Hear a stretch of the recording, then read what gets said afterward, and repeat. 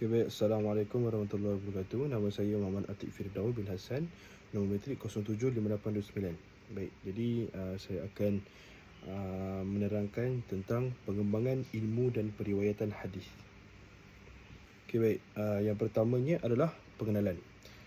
Hadis merangkumi segala perkataan, perbuatan, pengakuan serta sifat Rasulullah sallallahu alaihi wasallam. Periwayatan hadis pula ialah proses penyampaian hadis daripada Rasulullah sallallahu alaihi wasallam kepada para sahabat dan seterusnya kepada generasi selepas mereka. Seiring dengan perkembangan zaman, ilmu hadis berkembang sebagai satu disiplin penting bagi memastikan ketulinan dan kesahihan sumber syariah terus dipelihara. Okey, seterusnya adalah objektif penulisan. Objektif penulisan ini adalah untuk menjelaskan konsep hadis dan periwayatannya. Yang kedua, menghuraikan perkembangan ilmu hadis dan sejarah Islam.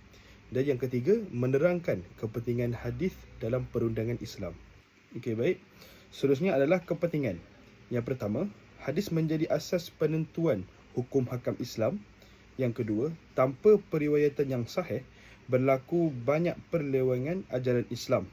Kefahaman terhadap syariah menjadi tidak tepat dan ilmu hadis memastikan kesahihan ajaran Rasulullah sallallahu alaihi wasallam. Seterusnya adalah periwayatan hadis zaman Rasulullah sallallahu alaihi wasallam. Hadis disampaikan secara langsung oleh Rasulullah sallallahu alaihi wasallam. Para sahabat pun mendengar, menghafaz, mengamalkan hadis. Penyampaian berlaku melalui percakapan dan perbuatan Rasulullah sallallahu alaihi wasallam.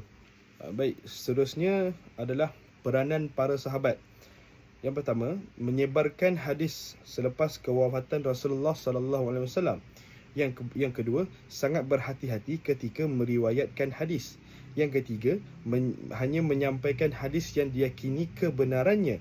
Dan yang terakhir, menjadi penghubung utama antara Rasulullah sallallahu alaihi wasallam dan generasi seterusnya.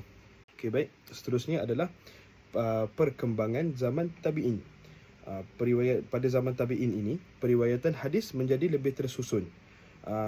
Yang pertama adalah penekanan terhadap sanad hadis dan kredibiliti perawi. Seterusnya, hadis mula dibukukan bagi mengelakkan kehilangan dan pemalsuan.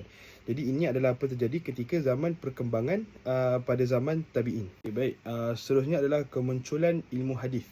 Ilmu hadis berkembang sebagai disiplin khusus, iaitu melibatkan kajian tentang sanad, matan hadis, latar belakang perawi dan usaha ulama memastikan hadis kekal sahih dan berautoriti. Okey, baik. Seterusnya adalah yang terakhir adalah kesimpulan. Jadi kesimpulannya, pengembangan ilmu hadis memainkan peranan yang sangat penting dalam sejarah Islam. Hadis bukan sahaja menjadi sumber utama dalam penentuan hukum syariah, malah berfungsi sebagai panduan dalam membimbing kehidupan umat Islam. Usaha gigih para sahabat, tabi'in dan ulama hadis dalam memelihara serta meriwayatkan hadis telah memastikan ajaran Rasulullah sallallahu alaihi wasallam terus terpelihara dan diamalkan hingga hari ini.